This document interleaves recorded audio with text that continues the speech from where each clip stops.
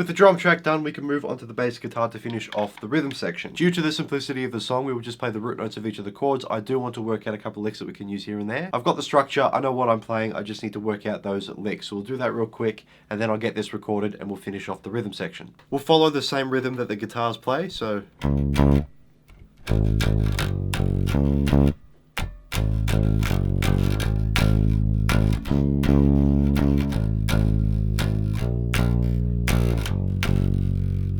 And we can use this note here as a walking note, a leading note, whatever, so...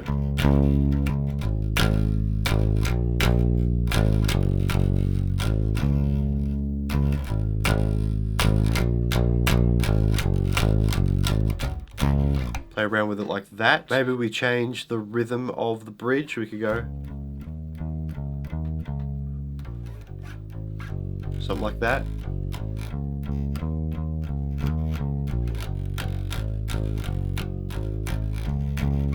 Something along those lines.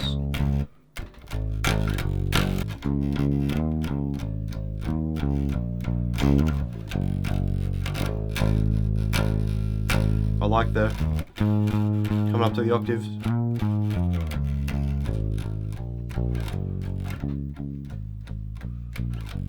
I'll play this all through with the drums a couple of times just to get a feel for the song, and then I should be able to start recording. If I get through the first couple of verses and choruses or whatever, and I've got a nice couple of licks that I want to keep, I might do the same thing that I did with the drum track, where I stop recording and then start a secondary recording after the fact. Again, this means I can keep my good performances and just move through the song a little bit quicker than I normally would for my other actual album style things. But as I mentioned in the last video, with this being a backing track, it doesn't have to be perfect, and I can cheat a little bit. The bass guitar has been recorded. I'm very happy with these multiple performances. Alongside the licks that I wanted to play with this song, I had to make sure that my section where everything cuts away except for the bass guitar, I had to make sure that as the drums start coming back in, it was all on time and it was a seamless transition. I'll show you that section, which is right here, before we move on to the guitars.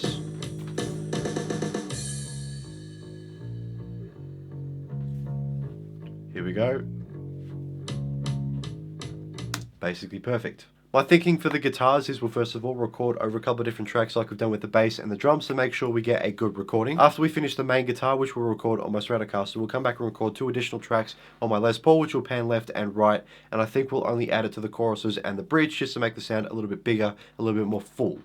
I may have gotten a little carried away and have finished the Stratocaster recording, which again I've done over a couple of different tracks. That's okay. What I'll do now is add the Les Paul and show you what I was talking about just before. Before I record it, I'll just quickly show you. So this is the chorus here, the first chorus. And if I turn my amplifier up a little bit more, sorry mum and dad, we should get...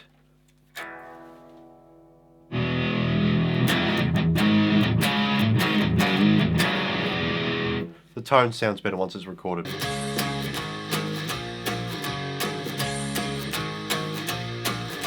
Once I record both of the tracks properly, what I'll do is go to my mixing station, the bottom right, and then I can pan these all the way to the left, all the way to the right, and that way it seems like you're sitting in the middle of 2 guitars just blaring at you, which sounds really cool for the chorus. I might be adding the Les Paul to a couple of verses and maybe the bridge. I'm not too sure yet. I'll know as I play through everything. But let's get those recorded. Here we go, all done. And I realized I probably should have recorded all that on my video, because that is actually the end of the whole song. That's done. The first version of the C-sharp major song is now pretty much complete. I'll show you what we've got, and I'll just compare the two with and without the Les Pauls. So the first chorus with the Les Paul sounds like this.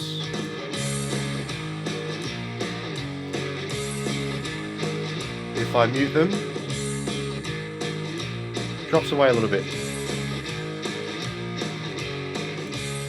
With headphones, there's actually quite a noticeable difference. First chorus has got them. Second chorus again has got the additional Les Pauls, and they play through into the bridge, which is here. So build up into the bridge.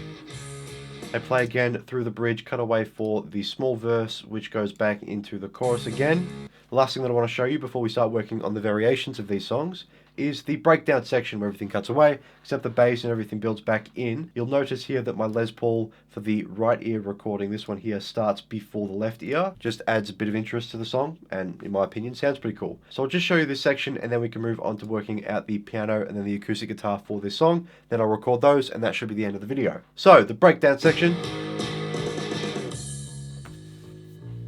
just the bass guitar for 2 bars. Every instrument comes in every 2 bars, we build a little bit. So drums are in, just the kick.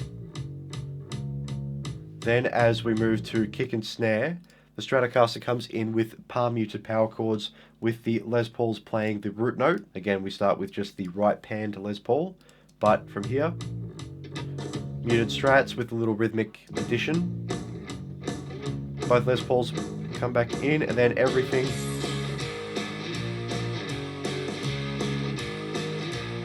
into the outro of the song. And there is track 1, C sharp major, variation 1, electric guitar. We're keeping the drums and bass guitar. We're not going to change them at all. I might even keep some of the Les Pauls, perhaps. But we'll be switching out the electric guitars with the piano and then again for the acoustic guitar. Because I have some sort of clue with what I want to do with the acoustic guitar, we'll start on that and then move on to the piano, get both of them recorded tonight. The fact that we are in C sharp major is another reason as to why I am delaying working out how to do the piano for this song. But it's going to be okay for my guitar because I can just chuck a capo on the 1st fret and now my C major chord becomes a C sharp major chord. For the verse of this song, I think we just drum the chords. C sharp major, into G sharp, F sharp.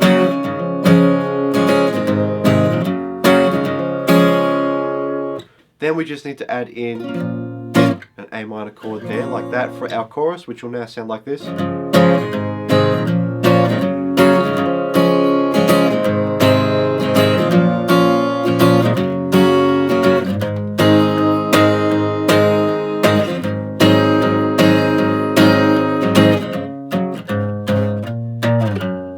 That works. Jump into that G7.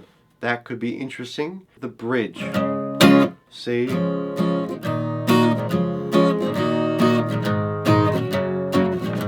I might just stick to power chords.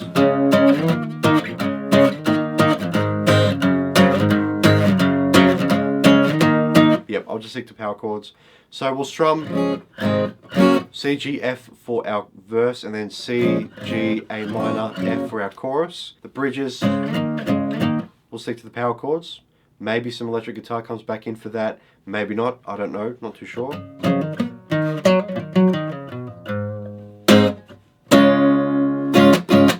And then that G7 there that I want to add before moving into different sections. This is going to be really frustrating because instead of me being able to just go C, G, F, C, I apparently have to do C sharp. And that's also annoying because I prefer flats over sharps and I can't switch to flats now because then that means the video is inconsistent. I don't like how big of a jump that is. So we can do an inversion.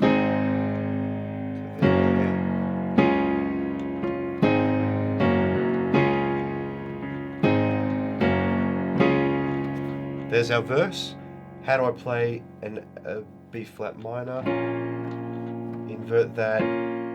That's annoying up there. So now we'd have C sharp, the G sharp, up to now B flat minor, which we're playing more like that, down to, or we could go.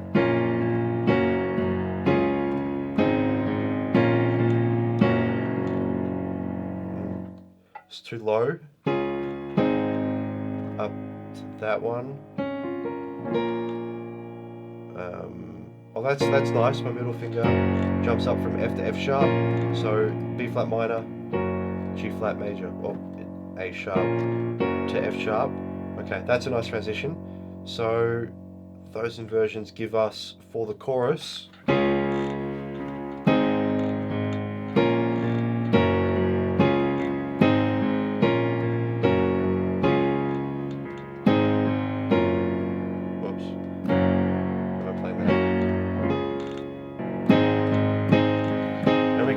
G7 here into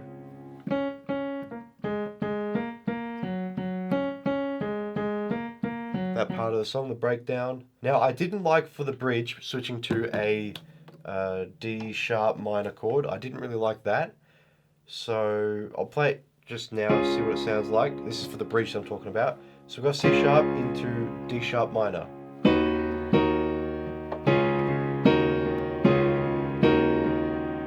I don't like how minor that is.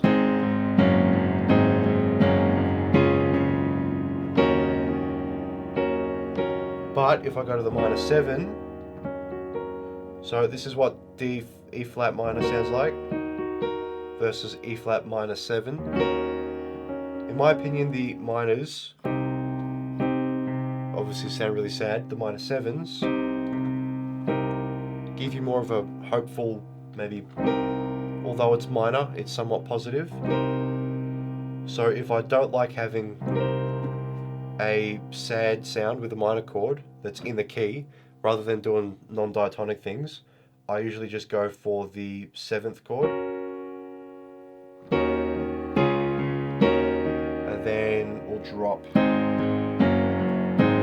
that, again, minor 7, then invert that.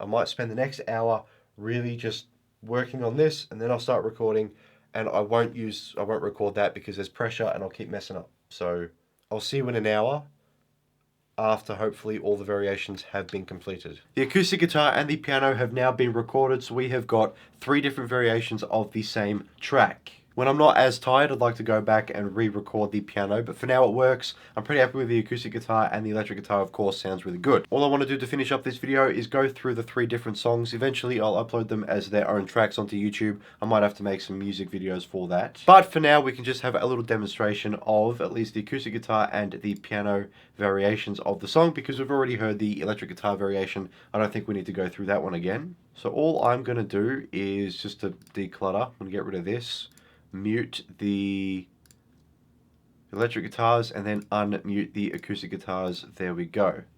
Now this part here, this little drum hit, I don't want to have for the acoustic guitar and the piano, so I'll just get rid of that. Boost up the volume a little bit more. Here is our intro of the acoustic guitar variation to the C sharp major song. So C sharp major, or track 1B is what I'll call this. So here we go.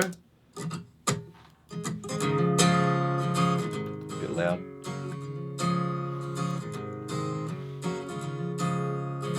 Wait for the drums to kick in.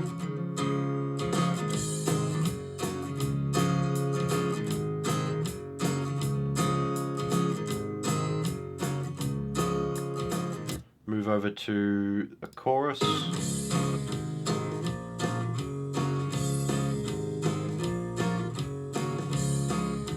Pretty standard, nothing too special about this song, but I still quite like the way that it sounds. Where is a bridge? I'm going off of my piano here because I recorded separate tracks for the verse, the chorus, and the bridge, so I can tell where all my sections are. With the bridge, I think we just did power chords. Yep. Nothing special again.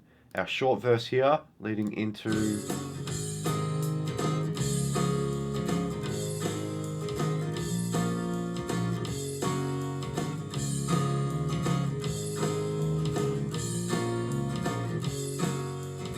quite like the bass line there. G7. And then we'll finish this up with the cutaway, the breakdown section.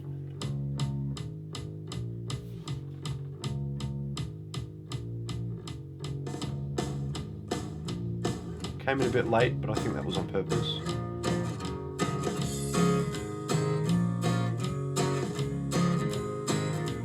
Outro.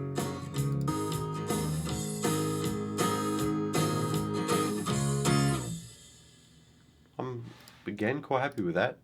We'll mute the acoustic guitars and then bring out the piano, which we won't really focus on because it isn't incredible. But anyway, again, we'll wait for the drums and the bass to kick in.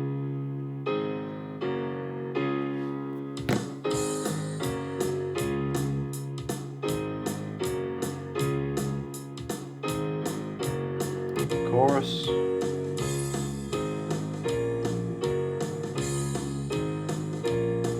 Jump to the bridge. So minor 7 major, major, major, major, major to minor 7, major, minor 7.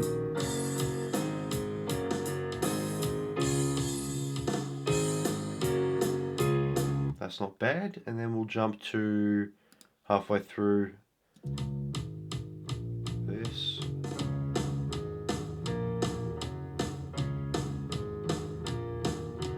I can't remember if that was just octaves.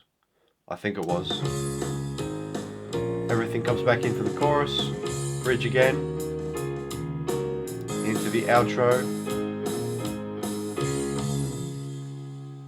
and there's the piano variation. Track 1, A, B, and C is now complete. We have finished the electric guitar, acoustic guitar, and piano versions of the C sharp major song. We have another 9 tracks that I'll be working on, so stay tuned for all those videos which will be coming out shortly. Subscribe to the channel so you can ring the notification bell to be notified when I upload those videos for the other 9 tracks. If you've enjoyed this video, please leave a like. If you have any questions, please let me know. Otherwise, thank you all so much for watching. I'll see you later.